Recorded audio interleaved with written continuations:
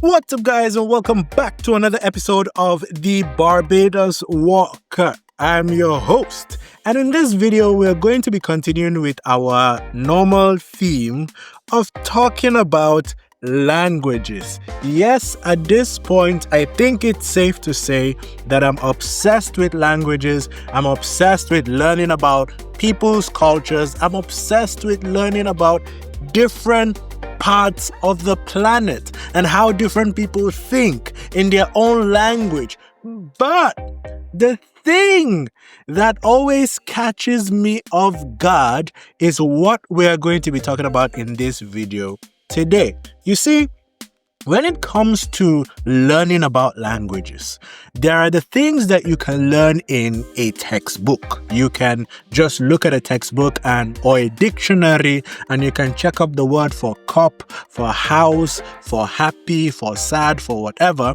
But one thing that the textbook is not going to teach you is context. Many times when you're learning a language from textbooks or from YouTube videos or whatever, you usually don't get access to the context of the language and the culture of the people who speak it, which will put you in very interesting situations where you actually try to interact with the people who speak that language. And many times, and this is very common, you might end up actually insulting people simply by speaking what you think is the normal way everybody speaks, right? And that is something that I had to learn when I left Nigeria in 2014. Yeah, when I first left Nigeria in 2014. You see, in Nigeria, I didn't meet a lot of foreigners. In fact, I think the total number of foreigners I met in Nigeria, when I say foreigners, I mean people who did not come from Africa, right? Because we had people from Ghana, we had people from Chad and from Cameroon, and many times you don't even notice that they are not from Nigeria because they just look like everybody else. But you start noticing people are not from Nigeria when they look different, like when you see somebody from China or you see somebody from India or from the United States. So the people that I met that looked very distinctly foreign, different, where the first one was an Indian that came to our school, and the second one was when I met some Chinese construction workers. They were building something. I can't remember what they were building. But those are the two times. And both times I didn't interact with them. In the school situation, the Indian guy came to our school and he was teaching us art, right? So it was mostly just him talking, and he did a demonstration for like 30 minutes or something, and he pointed at some people and asked them questions, and then he left and we never saw him again. So that was a one-time thing. I didn't get the chance to interact with him. And the construction workers, obviously, if people are busy and doing their job, that is not the best time to go and start having a conversation. They're under the sun, they're working very hard to earn a living. That didn't seem like the best time for me. So the next time that I interacted with foreigners and people with distinctly different cultures from me was when I moved to the Caribbean for the first time. And I'm going to tell you some of the interesting things that happened. One thing that I noticed is that the normal English words that we used to say in Nigeria, at least among my friend group and the people around me, the society that I grew up in, they had very different meanings when I left, right? Now, obviously, with internet and social media becoming more global, everybody speaks generally the same way, and everybody has we have a general understanding of what English words mean in different contexts. But back then, I especially didn't have a lot of access to the internet, and so my knowledge about the different uses of these words were very limited. One of the interesting things was when I heard someone, I was talking with a friend and I just said, "Are you crazy?" And the person took serious offense. Because in Nigeria, when you say, "Are you crazy?" it just means like don't be silly, come on, like, get off it, don't be silly, behave yourself, or something like that. But apparently, in the Caribbean, crazy means there is something significantly mentally wrong with you. Like, you should be seeing a psychiatrist. You should be on medication. You should be in a straitjacket. You should be locked away in a psych ward until you are properly evaluated and fit for society. That is what I told a random classmate on a very good Tuesday afternoon or something like that. And I didn't realize the gravity of the offense until another friend of mine, a Nigerian who had been in the Caribbean longer than I had been, and also in Nigeria had access to the internet and all of that. That it was a girl. She came and said, "Oh, no, he doesn't mean that. Like, this is what," and she explained it to both of us. So she explained it on my end that this is very crazy what you just said. And then she explained it to the other guy so that he understands that I'm not questioning his brain cells and asking him if he's still functioning properly. So that was very interesting. However, the reverse happened another day. You see, in Nigeria, when I was growing up, if you call someone mad, then you mean that the person should be in a psych ward. The person should be remanded and seek professional help until they are fit for society again. Mad people in Nigeria, that is what we would call people with maybe psychotic behavior, mental breakdown, schizophrenia, like serious mental disorders. We would call them mad, right? However, in colloquial language, now, when somebody says he's mad, the person just means he's very angry, right? He's very angry. And I didn't know that. And one thing that made it even worse for me is that every time I had been exposed to mad in this context that should mean angry, it was maybe in the case, let's say you're watching an action movie, a Hollywood movie, and the bad guy starts throwing things around and coming with full force and punching and jumping and kicking. And then someone will say, "Oh, he's mad." So they meant he's angry, but me, I'm thinking, oh, he's lost his mind, like he's mentally unstable, and that is why he's doing all of this stuff. So I thought it still made sense in the context that I understood the word mad, because if you're mad, then you're going to be throwing things around. You get the point I'm making. So when someone called me mad, I wondered, what exactly did I do to make you think that I've lost my mind? You did something to offend me, I got angry, and now you're calling me mad on top of the fact that you just did something. And it was much later that I realized, okay, it's kind of like the way I say crazy and it means something completely different, and you say mad and it means something completely different. But that was English. Right? When you're learning languages, you find out that in other languages, it can be even crazier. Like sometimes the meaning just doesn't make sense until you understand the concept. For example, one of the languages I speak is Hausa. It's a language that is spoken in northern Nigeria, right? And in Hausa, there's this thing that people will just say as a slang, Zampasakanka, right? And Zampasakanka directly means I will bust your head. Like I will essentially crack open your head, bust it open, right? However, in context, in what it actually means, not the direct translation, what it actually means is I will impress you. So think of it in English like I will blow your mind. That's kind of like what it means. But imagine you're a foreigner. Imagine you're European, or you're from America, you're from the Caribbean, and you're learning Hausa and you go to northern Nigeria and you want to immerse yourself in the culture, and someone just comes and says, "I'm going to crack open your brain cells right now." That will be very scary. You will start thinking of, how will you defend yourself? Should you start escaping? Is that a threat on your life? But it just means I'm going to impress you, right? And there are some other words like Yana farin ciki. Yana farin ciki directly means he has white stomach, or he's doing white stomach, right? Like belly, white stomach. But that doesn't mean anything. However, it means, it doesn't mean white belly directly. It means he's happy. Like if something happens to you, something good happens to you, maybe you got a promotion, and I say I have a white stomach, it means I'm happy for you for your promotion.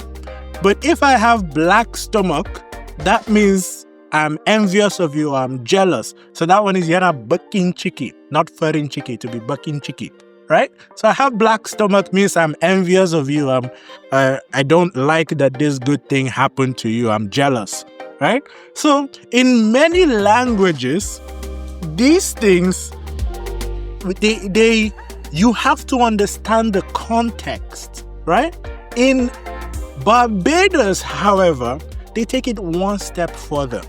They use normal English words, mix it with some kind of slang sometimes, and then the meaning changes in context. The meaning changes in context. And I will give you a few examples. One of them is when I heard someone say in Barbados, he said, we going lime, right? And based on how long I've been in the Caribbean before I moved to Barbados, I understand that we going is like we guan, and we are going to, right? We are going to do something. And then he said lime at the end. We're going to lime. I said, okay, we're going to lime. So we're going to because this was supposed to be like a fundraising situation and they wanted to do lime to raise funds, bring people over. I was like, okay, they're going to do set up lemonade stands. Maybe they're going to sell cookies or whatever. Ladies and gentlemen, lime has nothing to do with lime. I don't know why you put the fruit lime if the fruit lime or lemon is nowhere in the picture. Lime means to party or to celebrate, right? So they're going to have a get-together and there'll be food and there'll be dancing and drinking or whatever. And then that is how they want to raise money, right? We're going to lime. And I was thinking, why would you put lime? Why wouldn't you say something like, we're going to part, so that I will know that, okay, it's related to party in some sense. Or we're going to sell it, so that I'll think, okay, celebration. Why would you say lime? And there is no lime. It has nothing to do with lime. I remember someone invited me over for an event, and the event was going to happen past 8 p.m. in the night.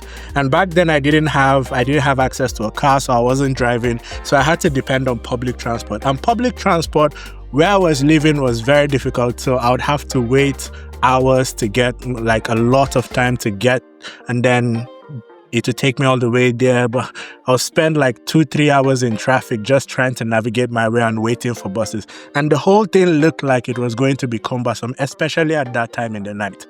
So I just said, I won't be able to make it. And the person was joking. He understood that, okay, because of my situation, I won't be able to make it. But he wanted to make a joke. So he just said, what, you afraid of duppy? And I said, okay, let me get my Caribbean brain cells going around this phrase he just said. He said, you afraid of duppy? You afraid of means, are you afraid of? I said, okay, I got that part. Duppy, what is duppy? I'm thinking duppy, like puppy, but with a D. So it's a dog, puppy, maybe like a small dog or a big dog. Are you afraid of dogs? And that will make sense, right? Because it's in the night. And when you're going in the night, dogs like to bark, and maybe there'll be some stray dogs or something. And maybe he's thinking I'm afraid of dogs. And I just said, oh, no, I'm not afraid of dogs. I'm not afraid of dogs, Dogs, most of the dogs are well behaved in Barbados. I haven't heard of any incident where dogs attacked people, so why should I be afraid of it? And he said, no, duppy, jumbi. And I was like, I was just trying to figure out duppy, and now he's added jumbi.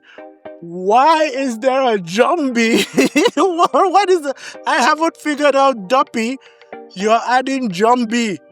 Who is Jumbi? And now I'm not even sure if duppy means dog anymore, because I used D and uppy to say like a puppy dog.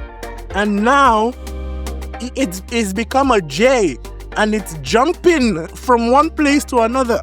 Ladies and gentlemen, Duppy and Jumpy have nothing to do with dogs, puppies, or jumpies.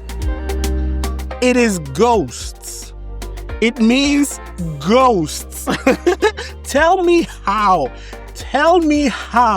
an individual is supposed to realize that while we are speaking English, if you come up with a slang that sounds like an English word, it will have nothing to do with that English word. Absolutely nothing to do with that English word. There are some that I figured out, however, because they're related to kind of like the way we do proverbs and adage in Africa, right? And I think that is part that came from like the African heritage in Barbados, because they have similar proverbs. Like there's one that they say, cat luck ain't dog luck, right? Which means, well, let me say it in case you don't understand what I just said. I said cat luck ain't dog luck. So the luck that a cat has isn't the same as the luck that a dog has. What that generally means is that what works for one person won't necessarily work for another person. So don't try to copy what people are doing and figure out what is going to work for you. That makes sense. Like you get it from the saying, cat luck ain't dog luck. Makes sense. You can figure it out. Or there's this one that is slightly trickier. I'm not even going to try to use any accent. I'm just going to say it how I understand it. It says, the higher the monkey climb, the more he shows his tail, right? The higher a monkey climbs, the more he shows his tail. So it basically means the more you show off, the more you're likely to reveal your flaws. There is something very similar in Nigeria that says, when breeze blow, fowl nyash go show. Right? So that one is chicken, fowl. If a breeze is blowing, it opens up the feathers of the chickens behind and you can see everything. It basically says that in certain conditions, your flaws are going to be revealed. So similar, when you have similar things already in your own culture and in your own context, it's easy for you to understand. But Bayesians have figured out a way to use English words with real English meanings in context that have meanings in English language, but it means something completely, ladies and gentlemen, completely different. And that brings us to the one that it took me close to a month to figure out what was happening with this one. And that is big man. You see that thing, big man? It took me a month to figure out what big man means. So let me tell you the story of how this happened. You see, I put on some weight, as people usually do when they're not paying attention to their weight. Okay, to say I put on some weight is the understatement of the year. I put on a lot of weight. I put on so much weight that I bought a new scale to accurately measure how much weight I had put on. Just to give you a perspective of how much weight I put on. All right? So, I decided I was going to lose weight. And because there was a new field, a football field near to the house I moved to, I decided I was going to play ball. Mix with the community, play some football, run around, sweat it out, lose some weight, try to reduce how much I'm eating. Because if you get, very, very big, you can develop a whole bunch of stuff. While I was in med school, one of the things that can mess you up that we learned is putting on weight. It exposes you to so many things. You can get type 2 diabetes, you can get heart conditions, you can get arthritis, like so many things. It messes you up, right? And over time, you start getting pain, back pain, shoulder pain, all of this pain. So I said, well, since I'm already quite voluptuous, for lack of a better word, I should start now while I'm young to reduce the weight so that when I'm 45, 50, I'm not struggling with all these things and then the doctor keeps telling me you need to lose some. Well, that will just be very messy. I decided I was going to play ball. Ladies and gentlemen, my decision to play ball was what will expose me to this very interesting phrase in Barbados. As I was playing the ball, one of my teammates said, "Big man, pass the ball." And for a split second, I passed the ball to him, obviously. But for a split second, I was thinking, why would he just call me big man? We're playing ball. We're having fun. Why would you bring my weight into this? Why would you bring my weight into this? What does it have to do with anything? But I passed the ball to him and everything was fine. And then I was thinking about it. I said, if I'm running, my stomach was like 2 seconds in front of me the whole time. And I could barely see the ball on my feet because I had to look over my stomach to see the ball. But I said that shouldn't warrant him to just call me big man on the field.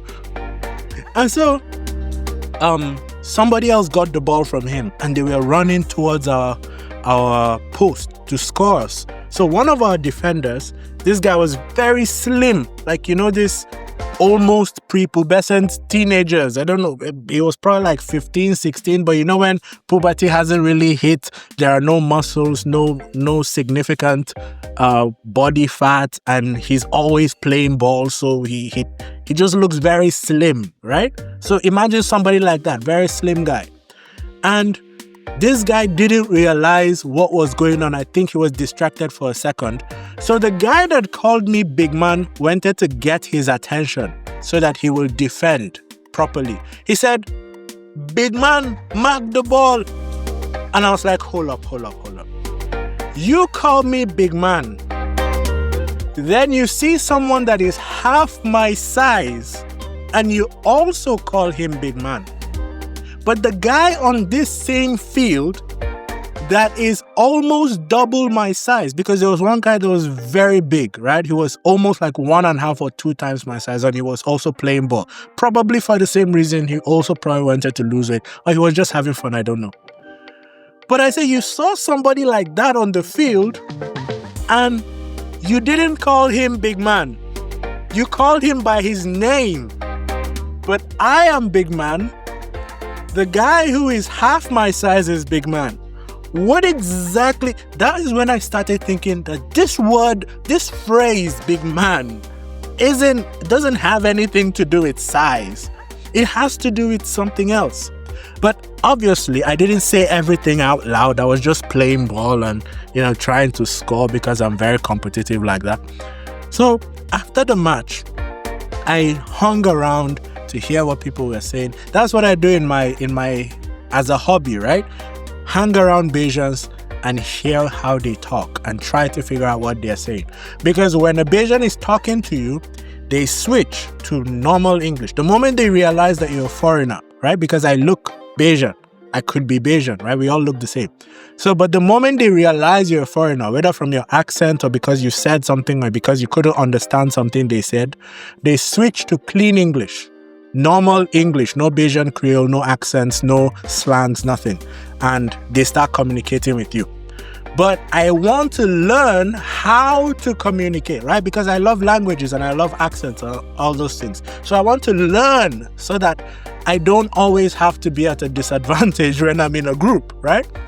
And the only way I figured out how to do that is to sit around Bajans when they're talking, because they use their own accents and their own slangs and everything among themselves. And it gives me this immersion and context so that I can understand how the words are used in everyday conversation and, stuff like that. And so I decided I'm going to hang around this guy because this word big man has come up at least 5 times during this thing, which means he uses it a lot, which means if I stick around, I can get more context and figure out what it actually means. So after the football match, I was listening and I noticed that he calls little boys, 5-year-old boys, big man. He calls adults like 40-year-old men, big man. He calls slim people big man, fat people big man. He calls everything big man. So I said, this guy is not going to help me understand what big man is. I need to find somebody who uses it less spirally than this guy does.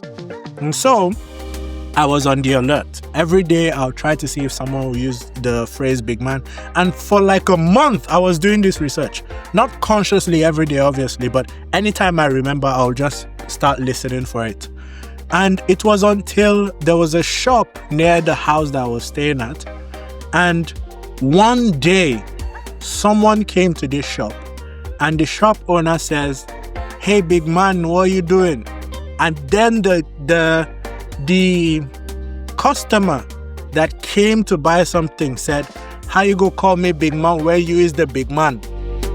I said, "Oh, so it's like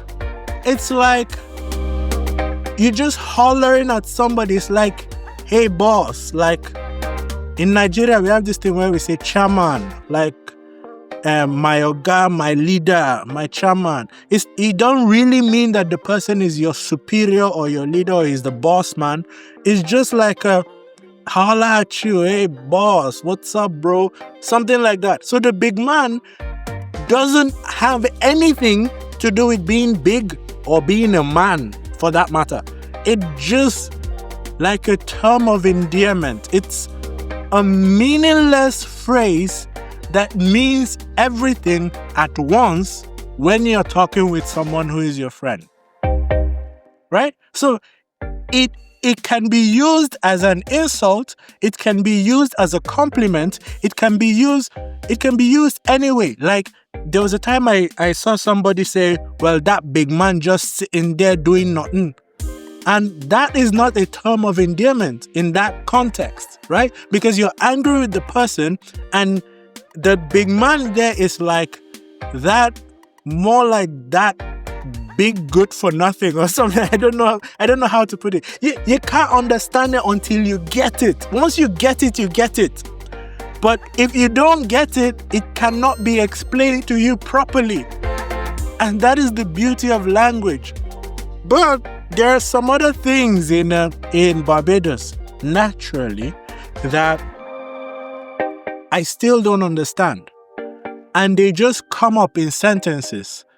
And if they come up, I look at everybody else's reaction and I try to figure out, is this a good thing?